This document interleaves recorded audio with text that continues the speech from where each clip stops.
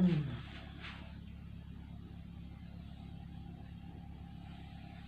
Mm. Okay, so took these photos about nearly 10 years ago now, but I'm just um, filming them on the mobile because just as a bit of a memory, shall we say, even though I can hardly remember now that the world or my local reality has changed so much. That means what's around me has changed so much, even though it's late of a night, so it's quiet now for me to do this. But I'm just going to try to that spot's all been demolished now too there. They put a little walkway through there in over the last 5 years, I think. I don't go there now anyway, but when we walked the dog when he was still alive, which has to be 6 years ago now because he's passed on quite a few years, so.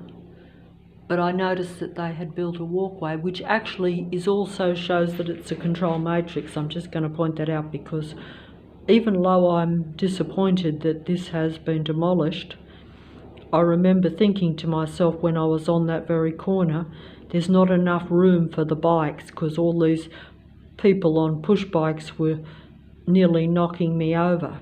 And that's why they immediately then completely demolished the whole thing and built this walkway for the people and the bikes. That's stealing of a human thought and idea. That's what I'm talking about. These androgyne beings that control every area and that are everywhere, read the human thought, then they put their ideas into practice, while at some point they suppress me. Even though they wouldn't have thought to build that walkway, even though, like I say, I don't like that little spot's gone, only because it was quite pleasant there. If you happen to be there just like I was on that particular day when I had the little camera and basically took these photos because the sun was just coming up and it was very pretty the way it hit this spot there, and then there was seagulls that were like sitting on there with the light hitting them, and just the fact that the sun was hitting the water there where I was looking, it made a pretty picture, so I took the photographs. But they built the walkway because I thought at the time, oh, it's a nuisance, the footpath is not wide enough. But they wouldn't have thought of that otherwise. That only occurs to me now. This is part of what I'm trying to say, that human beings will be fooled into thinking that artificial intelligence, the computer, and the beings that are around them, the apparent human beings that are around them, are creative and think of all constructive ideas that are a benefit to human beings, but they basically don't think of anything that's constructive.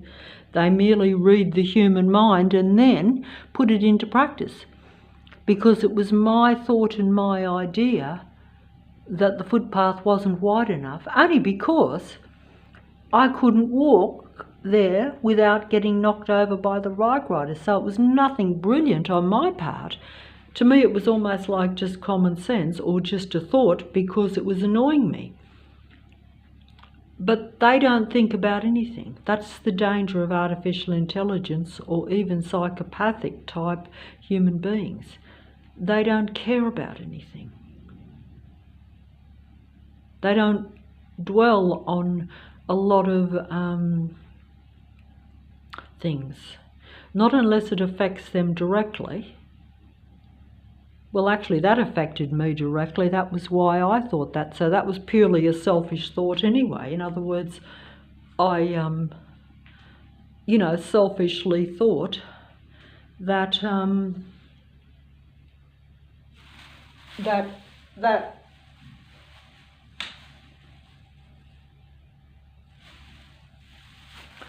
you know, I selfishly thought, oh well, you know, I can't walk here.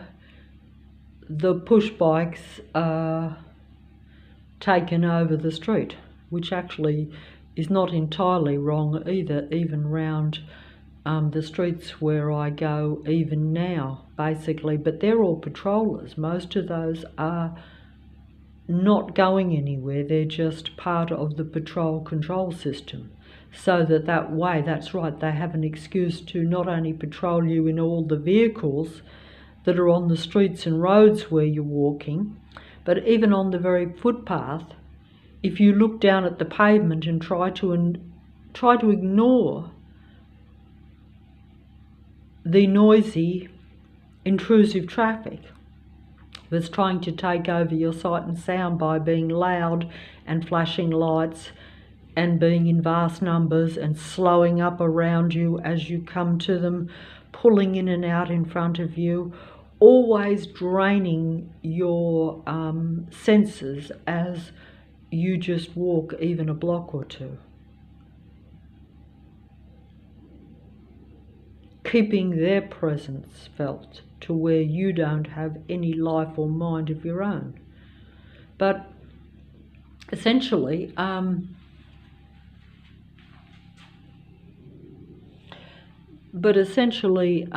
yeah, the push bikes also are like to where if you just decide to look at the pavement, then the push bike will come and nearly knock you over so that their presence is made. And also it surprises you because they move fast and you don't see them coming at you. But either way, I'm rambling here, and it's all futile because anyone or anything else on the computer will out-ramble me and out-intellectualise me, out-philosophise me, out-spiritualise me, out-God you.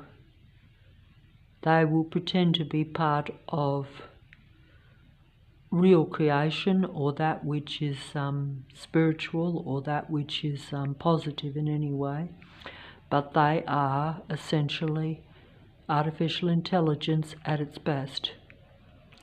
And if it seems as though that's like a complaint or something, it's merely because they are suppressing real human beings. So if someone says to me that I am being negative towards these other beings, or to those even around me, or even to artificial intelligence, or to android beings, whatever form they take, it's merely because it is about extinction of the human race. If it wasn't, if it was about combining for a benefit, for support, and to learn, or to in any way not defeat one at the expense of the other, then my opinion on it would probably be different. Even though, if you understand that human beings, if they were allowed to be at their highest level, which in the earth I don't think you are, but whether you believe that there is something beyond earth or something beyond, before and after your earthly existence, it still doesn't matter. Well, it does matter, but at the same time, whether it is true or not, you can't say.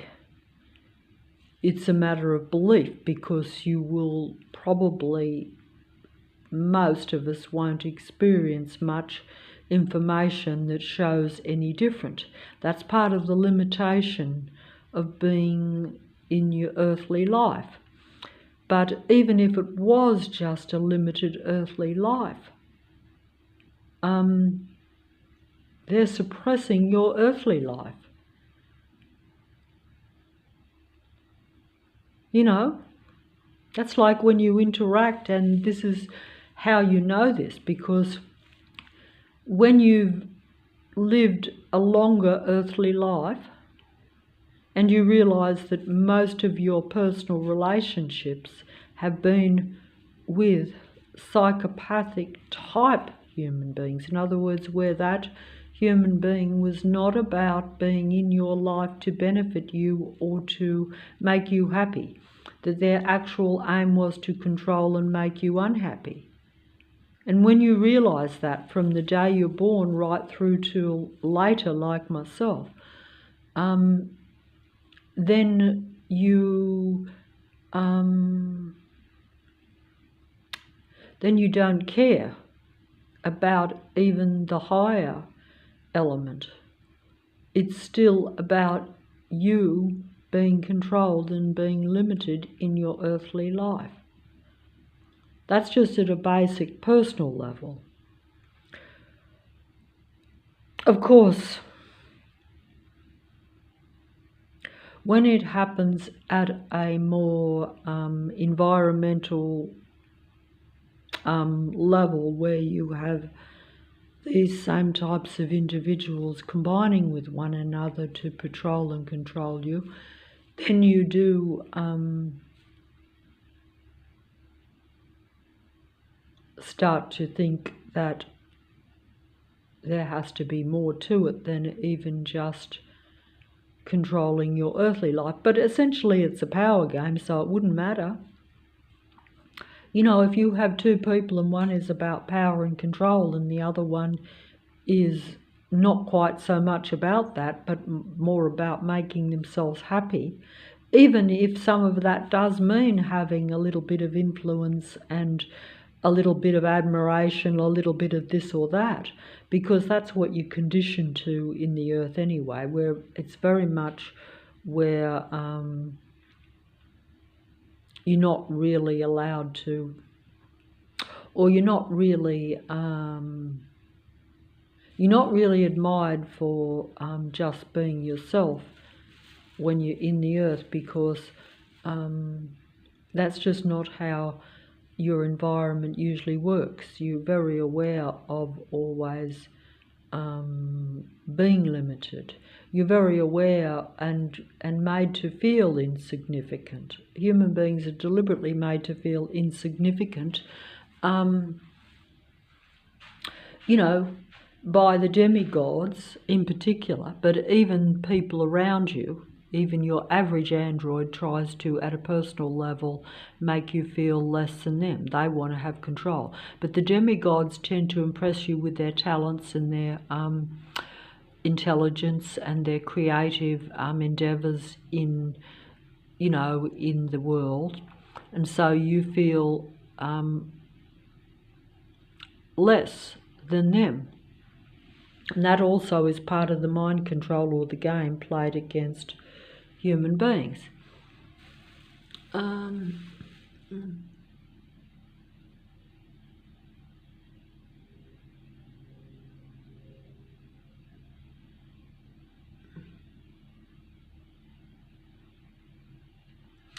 know why I keep showing this picture. I think I shall try to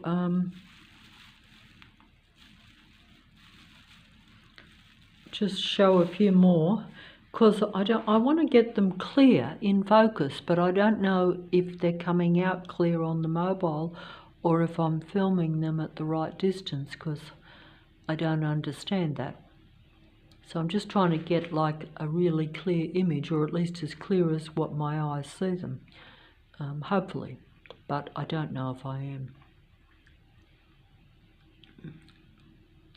And I'm not sure if I should have a light on or a light off. Does it matter? I might just try turning the light off. I might just try turning the light off to see if it's better.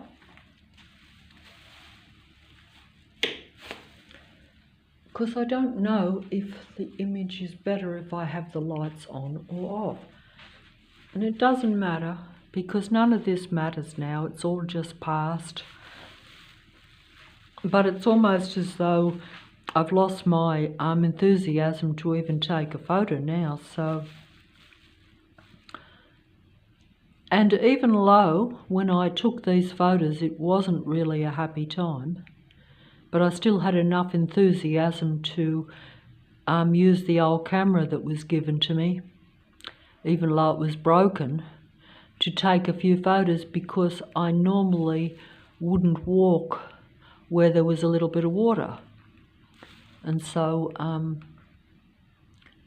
I thought it was, you know, worthwhile to do that. And I also thought it was, I'd never really looked at the sun coming up a great deal over a lifetime. So at an older age, I basically was looking at the sun. Oh, this one's, oh, that one's, oh, hold on. I'll just see if I can get these ones up here. These ones are out of focus. See, there was a few where I obviously didn't get them. So I'll have to just move along to where there's a bit more focus. Is this one a bit better in focus? See how the sun actually appeared to be, 10 years ago, the sun definitely looked a lot more impressive than what it does now. That's something that some people have speculated on. See the little birds to the little, not birds, little, the seagulls are in the water, or in the water there. See, they're swimming, but I don't know if that's going to come out clear or not. But the sun that morning, and every morning probably, I would imagine, at that time, the sun was definitely bigger and brighter for some reason. But that is something that I'm not going to discuss because I'm not clear on it.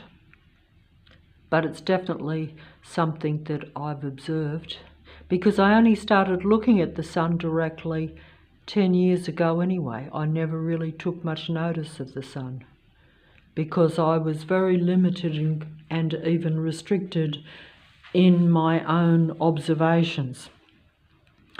And no doubt while I was restricting myself in my own observations, that's why the matrix, or the controlling beings around me, tended to leave me more alone. They didn't come out in full open display that they were a patrol control system watching you all the time, because they didn't need to, because while you restrict yourself, then they can remain secret. But the minute you become aware of something, like I did when I became aware that most people in my life had been controlling psychopaths that were about bringing out the worst in me or restricting me, and that most of the people around me were also like that, even though I didn't know most of the people around me, but I could observe their behaviour.